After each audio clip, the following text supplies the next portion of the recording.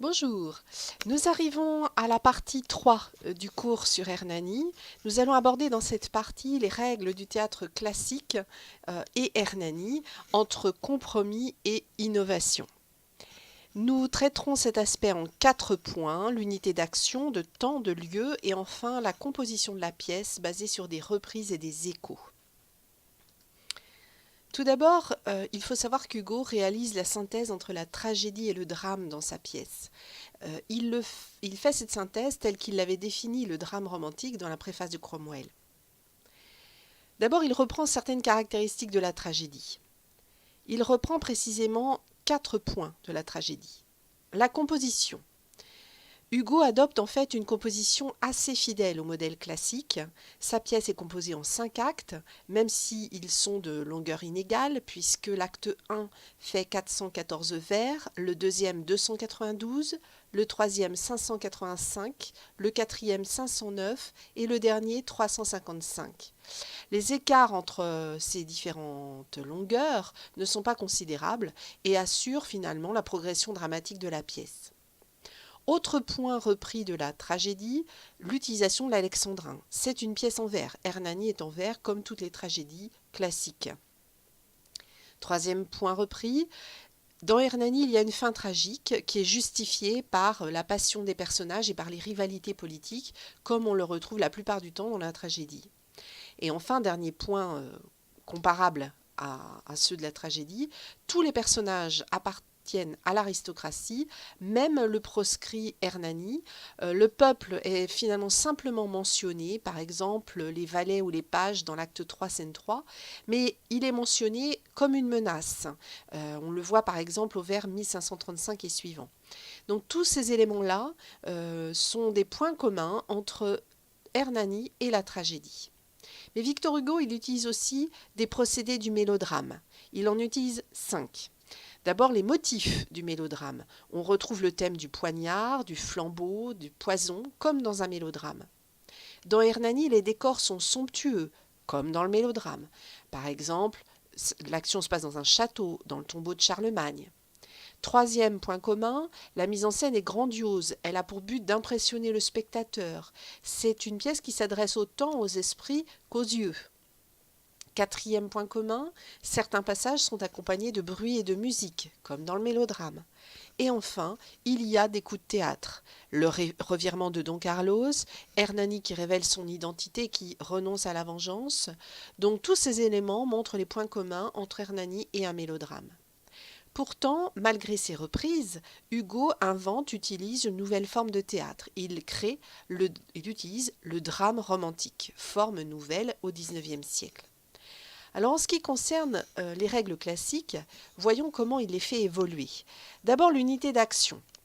Je vous rappelle qu'au temps des classiques, il devait y avoir une action principale qui était exposée clairement, rapidement dans l'exposition, et toutes les intrigues secondaires devaient être subordonnées à l'action principale. Alors pour Hugo, l'unité d'action, c'est la seule qui a vraiment un sens, d'ailleurs comme pour tous les romantiques. Il écrit « L'unité d'action, la seule admise de tous, parce qu'elle résulte d'un fait, l'œil ni l'esprit humain ne sauraient saisir plus d'un ensemble à la fois. » Un peu plus loin, du reste, gardons-nous de confondre l'unité avec la simplicité d'action. L'unité d'ensemble ne répudie en aucune façon les actions secondaires sur lesquelles doit s'appuyer l'action principale. Donc, Victor Hugo accepte l'idée de baser sa pièce sur une unité d'action. Alors, quelle est cette action principale dans la pièce? Quel est le sujet de la pièce? En fait, on peut se servir des sous-titres de la pièce pour répondre à cette question. Le premier sous-titre, je vous rappelle que c'était Tres para una. Donc, très clairement, le thème serait la rivalité amoureuse. C'était le titre initialement prévu sur le manuscrit. Deuxième sous-titre, la jeunesse de Charles Quint. On voit comment, par ce sous-titre-là, Hugo avait imaginé une trilogie historique. Et enfin, le dernier sous-titre, celui qu'il conservera, rappelle le thème de l'honneur. Le titre, c'est l'honneur castillan. Donc on voit bien qu'il s'agit d'un parcours héroïque, honorifique du héros, qui se fait à travers un contexte historique et qui est teinté de rivalité amoureuse. L'unité de temps. Alors attention, là, c'est pas tout à fait la même chose. Les romantiques, et en particulier Hugo, privilégient les ruptures dramatiques plutôt que l'unité de temps. Gérard Gingembre écrit: le drame met en scène les ruptures plutôt que la continuité, ce qui ne met pas en cause la cohérence d'ailleurs. Donc ça veut dire qu'il va y avoir des moments clés de crise, mais dans un temps discontinu. Donc il n'y a pas d'unité de temps dans Hernani, d'autant plus que l'action s'étend sur plus de 24 heures. En effet, la pièce se déroule en 5 nuits, on peut considérer que l'acte 3 commence le soir, et ces 5 nuits ne se suivent pas et interviennent après des entr'actes plus ou moins longs. Par exemple, entre les deux premiers actes, il y a une seule journée car les amants se donnent rendez-vous, je cite, demain à minuit. Entre les autres actes, il s'écoule un temps plus long, indéterminé. Donc, il n'y a pas de continuité dans le temps, dans le temps d'Hernani, mais il y a une progression dramatique. En ce qui concerne l'unité de lieu, Hugo condamne clairement l'unité de lieu dans la préface de Cromwell. Vous avez la citation qui est sous vos yeux: quoi de plus invraisemblable que ce vestibule, ce péristyle, cette antichambre, lieu banal où arrivent on ne sait comment les conspirateurs, le tyran, chacun à leur tour. Donc il n'y a pas d'unité de lieu dans la pièce, mais cette dénonciation de l'unité de lieu n'est pas récente, elle remonte à l'époque du drame bourgeois au XVIIIe siècle. Donc évidemment, Hugo, condamnant l'unité de lieu, va avoir recours à des lieux différents dans Hernani, mais il utilise quand même l'unité de lieu à l'échelle de l'acte. Alors, pas à l'échelle de la pièce, mais à l'échelle de l'acte. Alors, Alfred de Musset, à la même période, ira beaucoup plus loin quand il écrira la pièce Lorenzatio. Il va multiplier les lieux à l'intérieur même des actes. C'est pour ça que cette pièce sera difficilement représentable. Quatrième point, la composition de la pièce, le jeu des reprises et des échos. On peut dire que Hernani repose sur la récurrence de certaines scènes. En effet, chaque acte s'achève par un duo d'amour suivi d'une menace et cette menace, ce duo d'amour, va provoquer l'affirmation suicidaire du héros, même si à chaque fois Doniasol essaie de le ramener à la vie. Donc le mouvement général de l'acte conduit dès le départ au dénouement ultime. Donc chaque acte s'achève un peu de la même manière et rappelle la fin de la pièce en fait. Il y a aussi la récurrence des motifs, des thèmes. Il y a plusieurs thèmes qui reviennent. Tout d'abord la noce au flambeau, qui est évoquée par exemple dans l'acte 2, au moment où Saragosse s'allume, je cite avec le mot s'allume, quand retentit le tocsin et que les troupes royales menacent le bandit. Doniasol s'écrit: c'est la noce des morts, la noce des tombeaux, au vers 699. C'est une expression qui va être reprise par Don Garcy à l'acte 5 au vers 1813. Donc la noce apparaît à plusieurs reprises. Elle est toujours annoncée et toujours repoussée. Par exemple, Hernani interrompt le mariage de Don Ruy Gomez avec Doniasol à l'acte 3. Don Ruy Gomez interrompt la noce d'Hernani et Doniasol à l'acte 5. Don Carlos interrompt la noce d'Hernani et Doniasol à l'acte 2.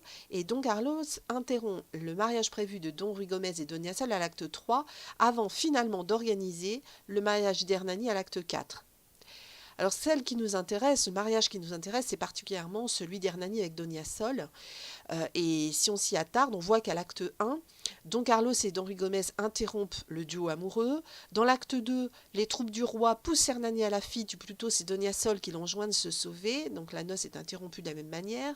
À l'acte 3, c'est un moment de bonheur qui est interrompu par Silva puis par le roi.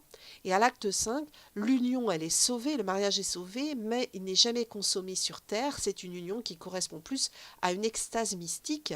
Je cite Doniasol au vers 2151-2153, elle s'écrit: vers des clartés nouvelles, nous allons tout à l'heure ensemble ouvrir nos ailes, partons d'un vol égal vers un monde meilleur.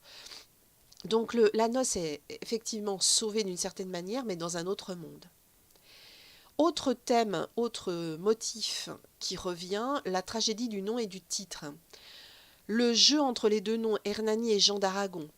On a deux citations très importantes. Au vers 857, Hernani s'écrit « Je suis Hernani ». Et cette phrase, elle devient au vers 1739 « Je suis Jean d'Aragon ». Donc c'est au moment où Hernani reprend le nom de son père que le nom de proscrit se rappelle à lui. En fait, il se souvient alors qu'il ne peut pas prétendre au nom de son père s'il ne l'a pas vengé. au vers 1989, nommez-moi Hernani, nommez-moi Hernani, avec ce nom fatal, je n'en ai pas fini. C'est un distique qui rappelle le titre de la pièce et qui résume l'unité d'action finalement à lui seul. Autre motif, le faux sauveur. Il y a des personnages qui prétendent sauver d'autres personnages. À l'acte 1, Don Carlos sauve Hernani de Don Ruy Gomez en le faisant passer pour un membre de sa suite. À l'acte 2, Hernani sauve Don Carlos en le déguisant en montagnard. À l'acte 3, à la fin, Don Ruy Gomez sauve Hernani de Don Carlos et redistribue ainsi les rôles du premier acte. À l'acte 4, Don Carlos, devenu Charles Quint, sauve Hernani et Don Ruy Gomez de lui-même. Et à l'acte 5, Hernani doit se livrer au duc qui l'a sauvé, puisqu'il ne peut à son tour sauver le duc en inversant le pacte. Donc des sauveurs ou des faux sauveurs qui interviennent régulièrement dans la pièce. Dernier motif, le modèle de l'opéra. Anne Ubersfeld va dire que la structure d'Hernani ressemble quelque part à une structure d'opéra. Et dès 1830, Charles Magnien va écrire, je cite, « Toujours et partout l'idée de la pièce, comme le thème dominant d'un opéra, se montre à nous sous toutes ses formes. » Donc on voit bien en conclusion que à travers Hernani, Hugo utilise une structure nouvelle, une composition originale qui explique peut-être toutes les critiques de l'époque. Il emprunte à la fois à la tragédie classique, au mélodrame, au drame historique, à l'opéra. Bref, Hernani est vraiment une pièce très originale.